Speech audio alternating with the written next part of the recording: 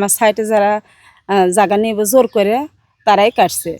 মুসলিম কাটছে, এনামুল কাটছে, আলম কাটছে, একরাম কাটছে। না করছি তখন হলো কয়ে শালি বেশি দেরি বেলে অসুবিধা হবো, মারতে আসলো। তখন আমি ভয়ে আমি বাপের বাড়ি চলে গেছি। 12 জন লোক নিয়ে এসে মনে করেন যে এই কাজটা করে চলে গেছে।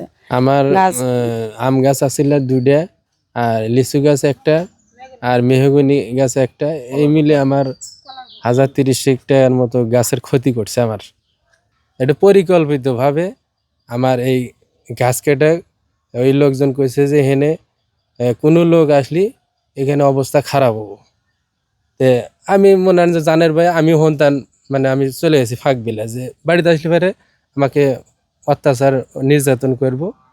তাই আমি এই জানের ভয়ে আমি ফাঁক বিলা চলে আসি। এই জন্য আমি থানাতে অভিযোগও দিছি, এর আগেও অভিযোগ দিছিলাম। আমি এই ন্যায় বিচার চাই, এটাই আমার অনুরোধ। ওরা দল বল নিয়ে আসিয়া, লোকজন নিয়ে আসিয়া এই এরা 4 জন হাতে থেকে গাছ কুচ কাটে এরকম আগলা করে আনছে।